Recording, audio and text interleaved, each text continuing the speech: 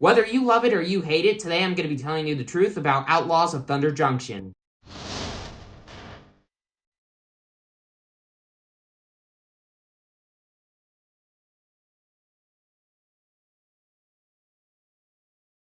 Hello and welcome to the table, and today we're going to be talking about, well, Outlaws of Thunder Junction and my opinions on it, because I just want to make note right now that I have a couple of pretty strong opinions on this set. Before I decide, let's get right into it, starting things off and talking about the pros of Outlaws of Thunder Junction, and the reprints are a pretty good pro of this set.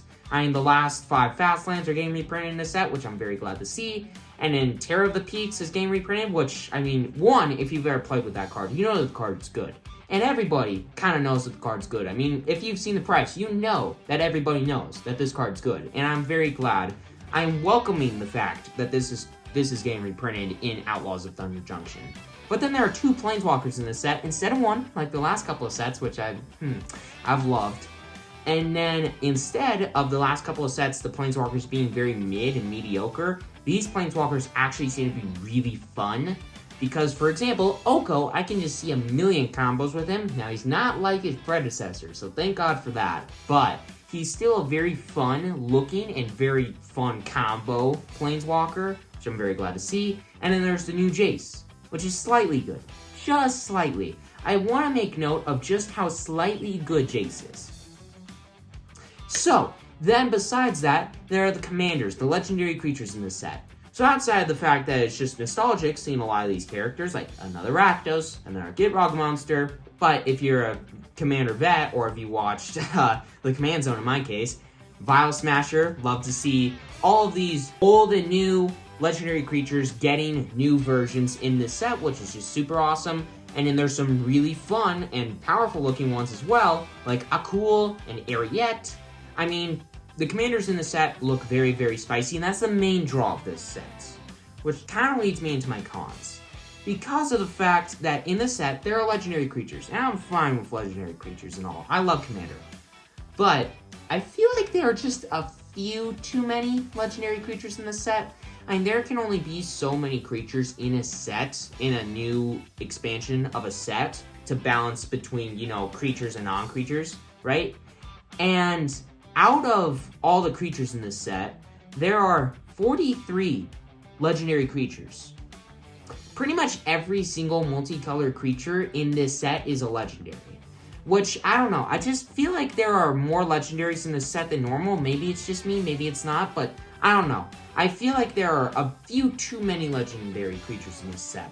And exempt from those legendary creatures, which are all wearing cowboy hats, but outside of that, this set seems to kind of be all over the place, and that might also just be me, but I'm not 100% sure. I mean, there are a lot of new mechanics in this set. For example, Spree, which is a pretty fun mechanic, but then there are some other ones that are fun, to say the least. So, Crew is a mechanic that, if you don't know, I'm not a huge fan of. Now, if there's a good Crew creature that comes up, I'll like it. But you know how creatures, like a good creature works, right? You play a creature, and you get some kind of effect from it, right? It's like, it enters the battlefield, and you draw a card.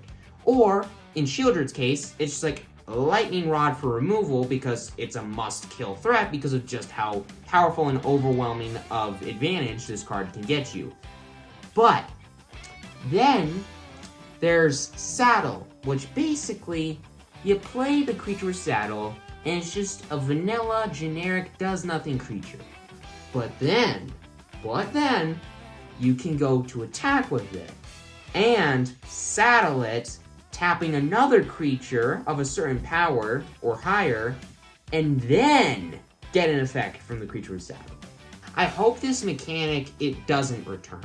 Of all the mechanics in Magic the Gathering that have returned, I'm like, about like stun counters, I hope this one never returns, because this is just a bad mechanic.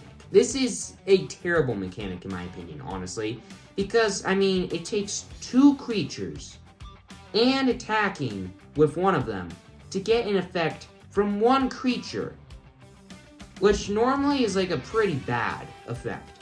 Like, I mean, there are some good saddle creatures, but still, like, really? Anyways, But then there are deserts now. Deserts are back, which makes sense because, I mean, it's a Western set, there's deserts, it makes sense. But the thing about deserts that is notable is that they've all always come into play tapped, and green seems to center around them a lot. And I don't know, this set, again, just kind of seems all over the place. Red has a lot of new haste creatures. Like, there's that one bird now, again, and that just seems like it'll be a super busted red card, and red's just focusing on going super fast. Black is, I don't know what the hell black or white or even blue's doing. And in greens, once again, deserts. But I don't know, this set just seems to be all over the place. Now, don't get me wrong, outside of the legendary creatures, there are some good generic creatures in this set that aren't legendaries.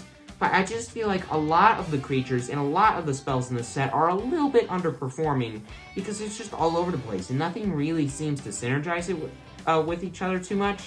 Maybe that's just me. I haven't played the set yet. I've looked at the set, I've looked at every card in the set, and this is just my judgment on it. Maybe I'm wrong. Leave a comment down below if you think I am and give me your thoughts on the set. But I don't know. This is my thoughts on Outlaws of Thunder Junction. Overall, I think it'll be a fun set. It'll be a super fun draft set. And it will be really fun for Commander because there's a ton of new commanders in the set. But my one con about this is that it's just a bit too focused on Commander and not focused on much of anything else. And with all that aside, make sure to hit that subscribe button, hit that like button. It's completely free, you won't regret it, and enjoy.